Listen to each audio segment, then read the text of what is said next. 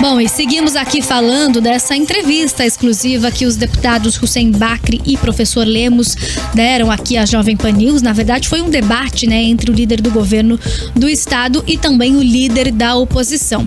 Eles falaram sobre o assunto do momento aqui no Paraná, o pedágio. Os parlamentares comentaram a disputa entre o chamado, aí eu abro aspas aqui, tá? Pedágio caipira e pedágio playboy. Só pra gente explicar pra quem nos acompanha, né? O governador Ratinho Júnior chama de pedágio caipira aquele modelo que é proposto pelo governo federal, que é um pedágio com custo mais baixo, apenas para manutenção, ou seja, sem prever nenhum tipo de obra.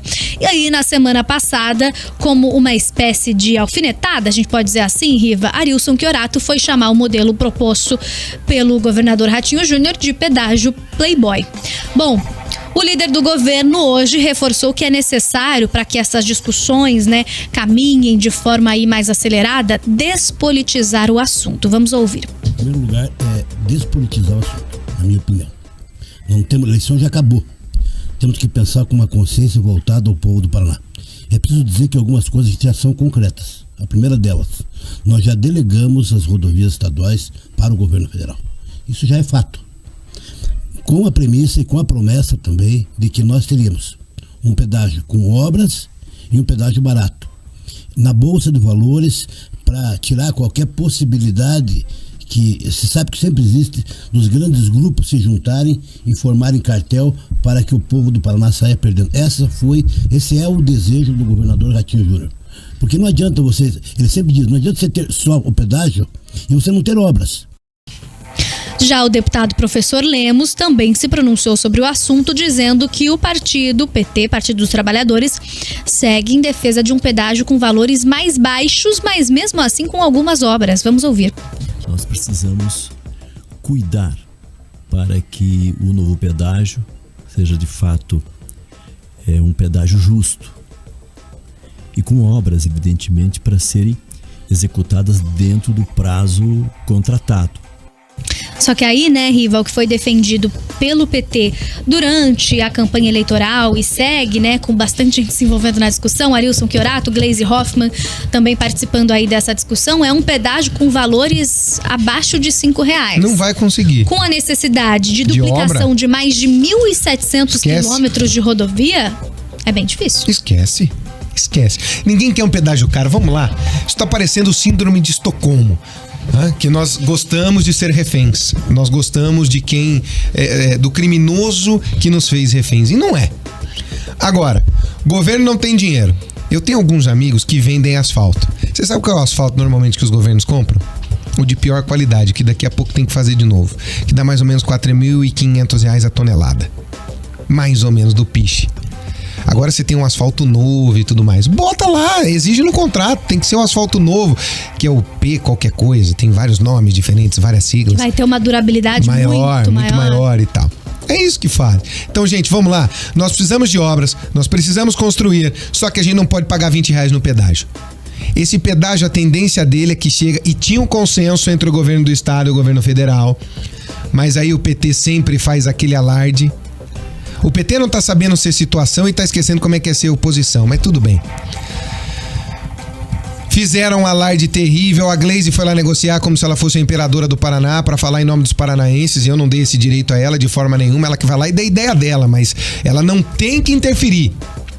Aliás, nós podemos ir lá e falar com o ministro, se a gente quiser, com o ministro Renan Filho.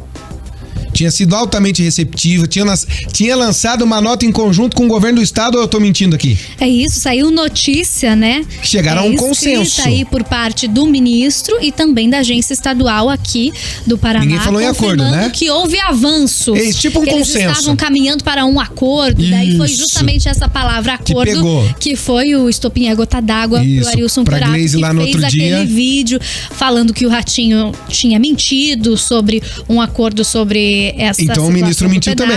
Exato. Então todos mentiram ali, pera lá. Aí foi lá a Gleisi e o Chiorato meterem o bedelho, são do legislativo, não são do executivo, eles não participam disso, mas podem e devem dar sugestões. Não fazer acordos ou forçar acordos, porque a Gleisi vai ser a presidente do PT, vai continuar sendo, vai ser uma mulher forte dentro do cenário nacional, mas ela não tem o direito de querer impor a vontade dela. Não vai ter pedágio de R$5 no Paraná, não tem como para fazer construção. Ou nós vamos ter um pedágio a cada 10 quilômetros. A ideia é a cada 100 quilômetros de R$12 a R$15, o que eu já acho meio salgado, mas não é 21, não era o que era antes. Mas a gente precisa que as obras saiam. Não pode ter falácia do pedágio baixa ou caba, não pode ter acordos escusos com as empresas, não pode deixar um contrato draconiano que nem em tribunal internacional a gente conseguiu quebrar esses contratos. Para você ter uma ideia de como eles eram bem amarrados. Nós já fomos o rato de laboratório dessa história. Chega! A partir de agora, nós precisamos é que as construções sejam feitas, as obras que ficaram para trás que sejam colocadas, que sejam um pedágio de construção, de conservação e de estrutura. Porque os governos não têm condição de fazer isso. Que durem. Você sabe qual é uma das estradas que mais dura no estado do Paraná? É uma estrada que faz a ligação de Cornélio Procópio com Congonhas. É uma estrada que foi construída pelos ingleses na década de 30, 40. É o mesmo asfalto até hoje, você sabia disso? Nossa, eu não fazia ideia. Só que é um asfalto que tem mais ou menos 1,5 metros de profundidade de estrutura. Não é um asfaltinho em casca de ovo que se faz hoje. Me esqueço daquela PR. É uma estrada de produção e tudo mais, só que foi construída pelos ingleses na época que fizeram os trens aqui no estado do Paraná, os trilhos dos trens, pela Companhia de Melhoramentos Norte do Paraná, fundaram Londrina, aquele monte de coisa, uma história que todo mundo conhece, não conhece tem que conhecer, porque é a história do nosso estado. Essa estrada foi construída para ajudar na construção da ferrovia e ela tá lá até hoje. Mostrando que quando você faz a coisa com qualidade, com correição, respeitando o dinheiro público, a coisa vai. A gente precisa ter um respeito à população. Nós hoje necessitamos do pedágio, mas que ele seja justo, correto e que traga a estrutura que é prometida. É só ver, gente. Nós ficamos 2 meses para tirar pedra da rodovia. Nós ficamos 2 meses para tirar um caminhão de pedra da rodovia. Você tem noção do que é isso? De como atrapalhou? Ainda não foi. E não está controlada. Não foi controlada. 100%. Nós ficamos quantas horas com barrancos fechados? É lá, ó. Santa Catarina é o pedágio de conservação. É o pedágio de cincão. Não adianta só pôr placa, cortar mato e fazer recuo para caminhoneiro. É preciso mais.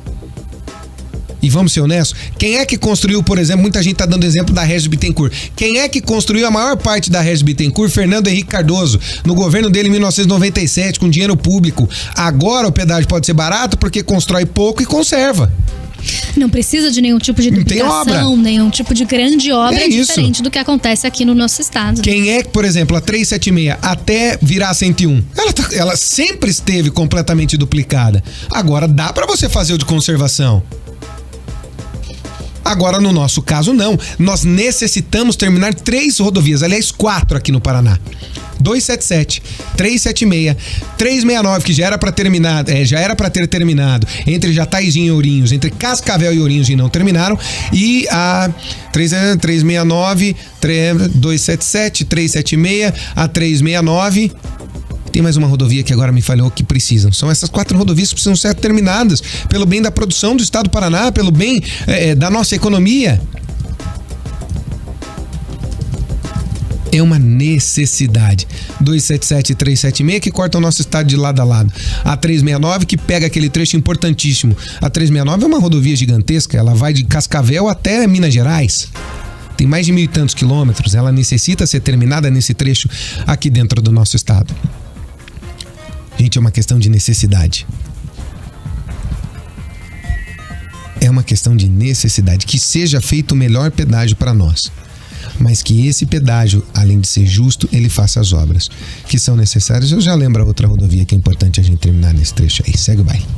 Bom, os deputados também foram questionados hoje cedo lá no Jornal da Manhã sobre o inchaço da máquina pública que aconteceu tanto no governo federal quanto aqui no âmbito estadual.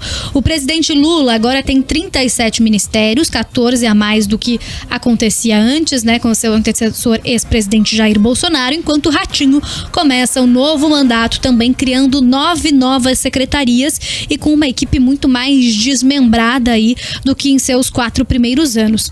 E aí, questionados sobre essa mudança, né, tanto na frente do governo federal quanto do governo estadual, ambos os deputados concordaram e defenderam essas reformulações. Vamos ouvir. Em primeiro lugar, cada momento da administração em que você vai conhecendo, você vai vendo a necessidade. Vou te dar um exemplo. A Secretaria de Esportes, ela estava escondida dentro da educação. A educação tomou todo o tempo, todo o orçamento, e o Paraná não conseguiu fazer uma política a contento que o governador queria. A Secretaria de Justiça, ela estava acumulando justiça, a família e ainda a mulher. Então o governador entendeu que esses assuntos têm uma importância relevante e fez esse desmembramento. O turismo era um guarda-chuva da Secretaria de Meio Ambiente. Então o governador entendeu que era preciso dar uma visibilidade maior a esses temas nesse segundo mandato, e deu essa condição de termos novas secretarias importantes. Evidentemente que os estados e municípios fazem a correspondência. Porque na hora que você tem uma secretaria aqui que também dialoga com este ministério, você tem também políticas públicas no âmbito do Estado para recepcionar as políticas emanadas do governo central. Então essa sintonia ela é importante. Bom, e aí, Riva, então nesse assunto a gente viu os dois concordando e falando de forma bastante harmoniosa. Aliás, por isso a gente trouxe essa nossa enquete hoje lá no YouTube. O pessoal que nos acompanha responde se oposição e situação seguirão com todo esse clima de harmonia também na Assembleia durante todo o ano de 2023, né? Durante essa nova legislatura. Será, Riva, que vai ser assim? Ou isso é só porque as discussões lá em plenário ainda não começaram? Ainda não começaram, mas quando entrar nesse assunto vai ser forte. O assunto pedágio é o que vai dividir. E é um assunto pedágio que o governador Ratinho Júnior tem que desenroscar esse ano. Esse é o assunto que ele tem que desenroscar. Outro assunto que eles comentaram bastante pela manhã foi a venda das ações da Copel. O professor Lemos do PT reforçou que mesmo com o projeto aprovado já, né, o que aconteceu ainda no ano passado, o partido ainda busca algumas formas de tentar reverter essa situação. Vamos ouvir. Nós não concordamos com a venda da Copel. Votamos contra e estamos fazendo gestões junto aos órgãos competentes para que a Copel não seja de fato vendida. O governador ele tem dito que não está privatizando a Copel, mas na verdade está, porque dos 69,3% que a Copel tem de ações preferenciais, que é aquelas que dão direito a voto, reduz para 10%. Então 90% fica na mão da iniciativa privada. Então o poder público com 10%. Evidentemente que perde força e não vai ter mais não vai fazer mais a gestão da companhia. O Hussein Bacri, que é o líder do governo, defendeu a proposta, né, de Ratinho Júnior, mas não entrou a fundo nessa discussão durante o debate, porque ele disse, Riva, que não participou de toda a votação que aconteceu no ano passado. Eu lembro a quem nos acompanha que na última legislatura ele era suplente, então ele já tinha se afastado aí do cargo no finalzinho do ano passado, quando aconteceu essa discussão em plenário. Aí agora, o líder do governo ressaltou que nessa nova legislatura que começa na próxima semana, que tem posse na quarta-feira, né, dia 1º de fevereiro, eu trago aqui um dado bastante importante que ele ressaltou, viu, Riva? Que dos 54 deputados que nós teremos, já são 42 que se declararam situação, ou seja, que vão apoiar, vão formar essa base do governo de Ratinho Júnior, 10 deputados apenas de oposição e 2 que estão se declarando independentes. Ou seja, parece que vai ser um pouquinho mais tranquilo para o governador Ratinho Júnior essa nova legislatura, né? Eu digo no sentido de passar aí os seus projetos lá na Assembleia Legislativa. Ratinho Júnior vai governar por decreto.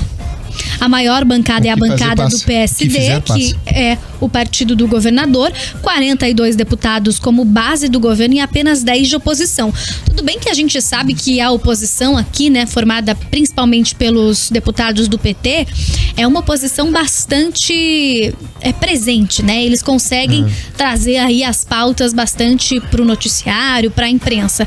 Mas 10 deputados... É nada. Não conseguem ganhar nada, absolutamente nada. 42. É isso. E se a situação quiser, inviabiliza completamente esses deputados. Deles não passa absolutamente nada. A oposição forte a qualquer governo do estado está no funcionalismo público, sempre. Principalmente na PP Sindicato, que volta a se fortalecer, tá quase morta, agora volta a se fortalecer com a chegada mais uma vez do PT no poder. É ali a principal fonte de oposição sempre. É nisso que esses deputados se calcam. O professor Lemos um monte de gente saiu dali. Porque uma greve de escola pública com os professores parados dá um nó no estado. Inviabiliza muita coisa. Então, a principal oposição do governador tá ali. Nos primeiros 4 anos ele nem teve essa oposição, agora vai ter, porque você vai ter um fortalecimento da PP Sindicato. Então é ali que ele tem que se cuidar. Dentro da Assembleia tá tudo certo. Governa por decreto, o que passa vai. Tá simples lá pra ele. 11h32.